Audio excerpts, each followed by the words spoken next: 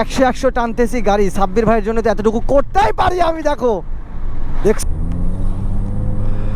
অনেক লেট হয়ে গেছে অলরেডি, 9:30টার দিকে সাব্বির ভাই বাড়ানোর কথা ছিল।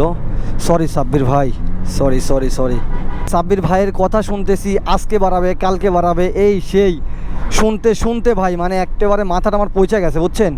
আমার মাথাও পয়সা গেছে, ব্রেনও পয়সা গেছে গা, কোনো কিছু ঠিক নাই। সাব্বির ভাই যদি ভিডিওটা বাড়ানোর পরে দেখে তাহলে একটা লাইক একটা শেয়ার করে দিন। আমি আপনাকে অনেক মিস করছি সাব্বির ভাই। যদি এটা বোঝানোর মতো বিষয় না, আপনি এক জায়গায় আমি এক জায়গায়, আর আপনি যে জায়গায় সে জায়গায় আর চাইলেই দেখা করা যায় না, তাই আর কি হয়নি সময় সুযোগ। আপনি বের হবেন এর জন্য আমি আর কি ছুটছি আপনারকে ওয়েলকাম জানিয়ে গাড়িতে ওঠানোর জন্য এবং বাসায় পৌঁছে দেওয়ার জন্য।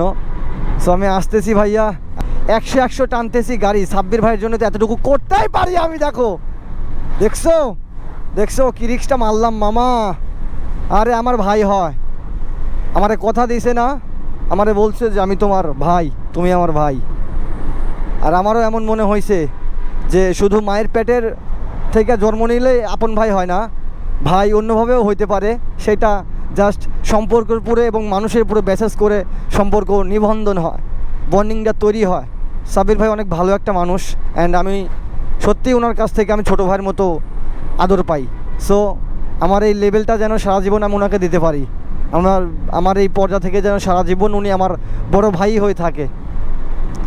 আমার ওনার প্রতি কোনো ক্ষোভ নাই, কোনো দুঃখ নাই, কোনো কষ্ট নাই। জাস্ট আমি চাই উনি ভালো থাকুক, এটাতেই এনাফ। আমার ভাই ভালো থাকা মানে আমি ভালো থাকবো, এর সাথে আর কি। সরি সাব্বির ভাই, জানার পরেও আমি তো জানতাম না। কালকে অলরেডি শুনছি যে হচ্ছে আপনার রবিবারের দিন আপনার জামিন মিস্টেক হয়েছে, মানে কালকে, আজকে সোমবার। তো সকালে আমার মামা ফোন দিছে, মামা ফোন দেওয়া 8:30টার দিকে মেবি। আমি ঘুমেছিলাম, সারা রাত ঘুম হয়নি, বাচ্চা কান্দাকাটি করছে। তো আমি পরে হচ্ছে আপনার করছি, ঘুম থেকে উঠে পড়ছি ভাই, ঘুম ছাড়তেছে না। তারপরে ঘুম থেকে উঠে পড়ছি, ঘুম থেকে উঠে যে কামিং আপনার কাছে আমি আসতেছি, ওইটা আপনাকে বরণ করার জন্য আমি আসতেছি। কিন্তু আল্লাহ করে অন্য দিনের মতো যেন না হয়। যেমন শনিবার রবিবার যতগুলো দিন পাস করছে, যতবার আইছে এইখানে, যতগুলো দিন পাস হয়েছে, এই দিনের মতো জানি আজকে দিনটা না হয়। মামা এরকম সকালে কোনো দিনই ফোন দেয়নি আমারে, হ্যাঁ, কিন্তু আজকে ফোন দিয়ে আমারে বললো যে এই নাতে এই ঘটনা। হ্যাঁ, তো আমার খুব হ্যাপি লাগতেছে যে আমার ভাই সাব্বির বের হবে, অ্যান্ড আমি মোস্ট ওয়েলকাম জানাই সাব্বির ভাইকে। কাম ব্যাক সাব্বির ভাই।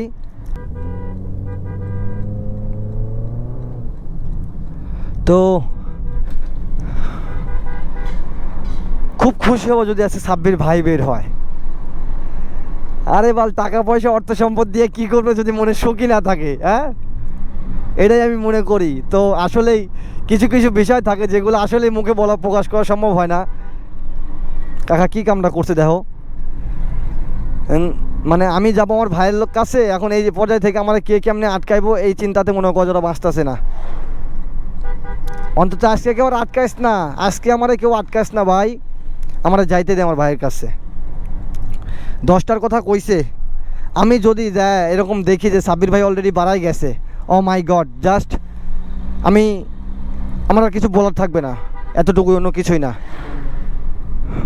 কিন্তু আমি চাই, অ্যান্ড ওনার জন্য আল্লাহর কাছে দোয়া করি উনি যেন বের হয়ে আসে। আমি ওনাকে চাই এবং আমি ওনাকে অনেক মিস করতেছি। যদি ওনার বাপ মা ওয়াইফের বাচ্চার চাইতে বেশি মিস না, মানে ওনাদের সমতুল্য তো কখনো আমার মিস হবে না, কারণ ভাই তো আমার, বোঝেন নাই, উনি আমাকে চিনে। তো সব কিছু মিলে আমি এত কথা বলতে চাচ্ছি না। আজকে আমি আমার ভাইয়ের খবর পাই, মামা খবর দিছে, অ্যান্ড আমি এর জন্য যাচ্ছি। তো দেখা যাক ইনশাল্লাহ কি হয়। রাখে আল্লাহ মারেকে, সত্যের জয় ইনশাল্লাহ একদিন ঘটবেই। সেটা ঠেকাবে কে? ঠেকানোর মতো কেউ নাই। আমি যে কেসের মধ্যে পড়ছিলাম সেই কেস অলরেডি আপনার 10 দিন আগে খালাস, মানে আমার লাইফে আর কোনো কেস নাই। একটাতে পড়ছিলাম, ওটা ক্লোজ করছি। একটা জিনিস মাথায় রাখতে হবে, আমাদের যত নবী রাসূলগণ ছিল তারাও কিন্তু কম বিপদে এবং কম পরীক্ষা দিতে হননি। তো এখান থেকে একটা জিনিসই বোঝা যায়, আমি বেশি কিছু বলতে চাই না, সেইখান থেকে একটা জিনিসই বোঝা যায় যে ভালো মানুষের বিপদ অলওয়েজ বেশি। তো বিপদটা কিছু না, বিপদটা সাময়িক সময়ের জন্য আসে। তো সব কিছু মিলিয়ে আল্লাহ ভরসা, আল্লাহ বিপদ দেন, আল্লাহ বিপদ কাটাই দেয়। সব কিছু মিলায়া আল্লাহ হচ্ছে উত্তম পরিকল্পনাকারী। উনি যেটা যার তাকদিরে লেখা রাখছে সেটাই হবে, এর বেশি কিছুই না। অ্যান্ড সব কিছু মিলায়া যদি কালে আমরা বলতে যাই, আল্লাহ উত্তম পরিকল্পনাকারী, আল্লাহ যেটা করবে সেটাই। আল্লাহ কখনো কোনো কিছু করে দেওয়ার পরে যদি আপনি মনে করেন যে না এটা আমার ভুলে অথবা অমুকের ভুলে তমুকের ভুলে দোষারোপ করতে থাকেন, তাহলে এটা সম্ভবত মনে হয় শিরক হবে।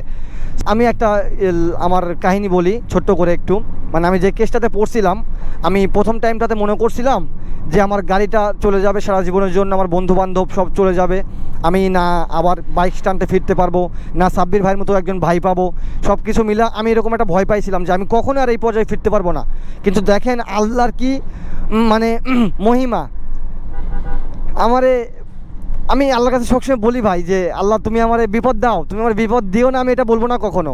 তুমি আমার বিপদ দাও, আমি এটা কখন বিপদ দিও না, আমি এটা বলবো না কখনো তোমার কাছে। কারণ আমি জানি যে আমাদের যত নবী রাসূল ছিল তারাই অনেক বড় বড়, আমাদের বিপদগুলো কি বিপদ, এর চাইতে বেশি বড় বড় বিপদে, মানে যেটা মুখে বলে প্রকাশ করার মতো বিষয় না, তারা এর সাথে বেশি বড় বড় এবং সেন্সিটিভ বিপদে পড়তো। ওইখান থেকে রক্ষা করতো কে? শুধুমাত্র একজন, তিনি হচ্ছে আমাদের আল্লাহ। তো সব কিছু মিলায়া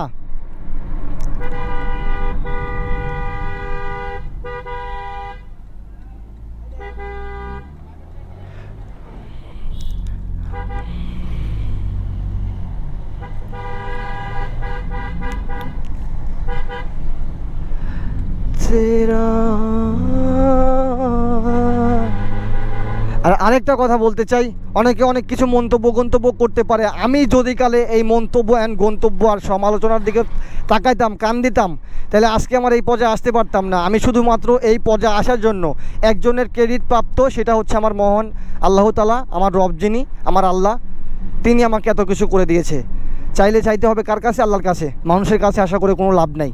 তো সব কিছু মিলা আমি যাচ্ছি সাব্বির ভাইয়ের কাছে, অ্যান্ড সাব্বির ভাইরে আজকে আমি পাইলেই খুব খুশি হব। অ্যান্ড আমি যে 7 দিন 8 দিন আগে যে দেখা করে আসছি ভাই, বিশ্বাস করেন যে মানুষটার সাথে টোটাল আমি 7-8 মাস ইনভলভ, সেই মানুষটারে জাস্ট এক পলকের জন্য আমি চিনতে পারি নাই।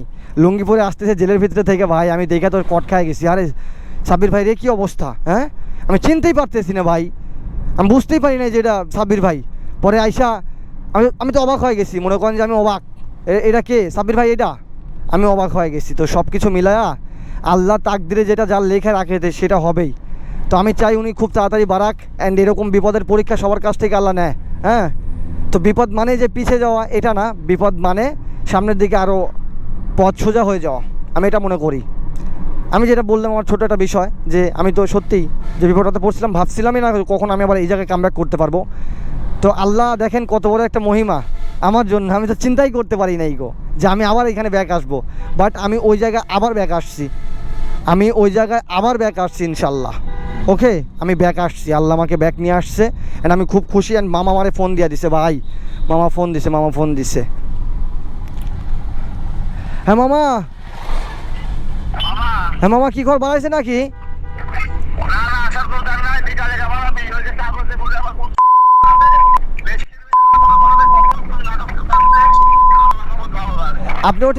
আপনি ওইখানে একা একা আছেন?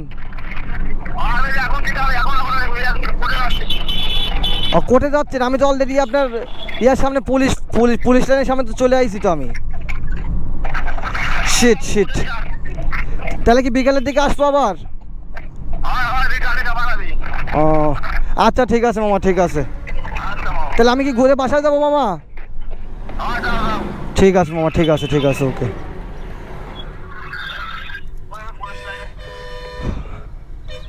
ইন্না লিল্লাহি ওয়া ইন্না ইলাইহি রাজিউন। আল্লাহ এই বিপদটা যার কতদিন রাখবা আল্লাহ তুমি, বুঝলাম না রব আমার। আজকে আবার বাইর হইল না কো, চাপ দিস খেলা ভরে দিব বেটা। কিন্তু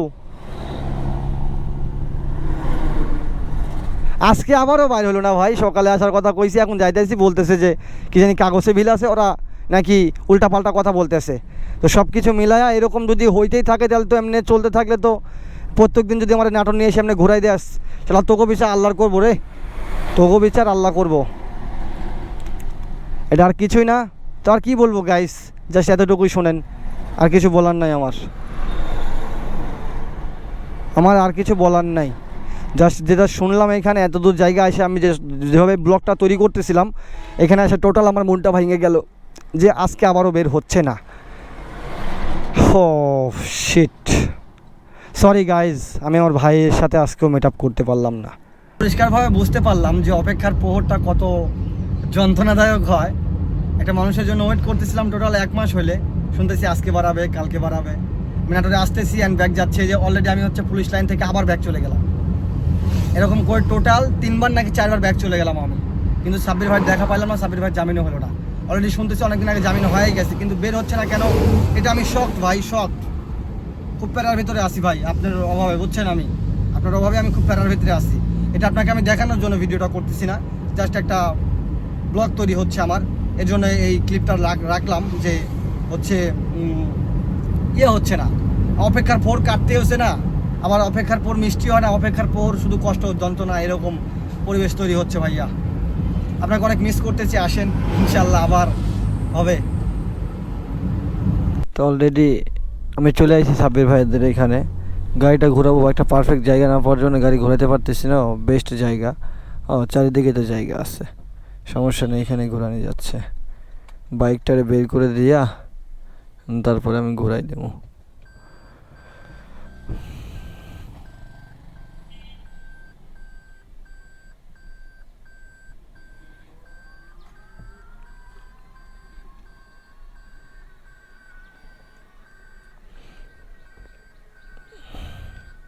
ওকে, সে বামে বামে বামে দিলাম।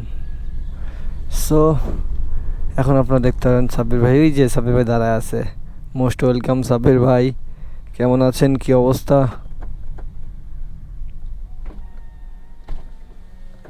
আসসালামু আলাইকুম ভাই, ভালো আছেন?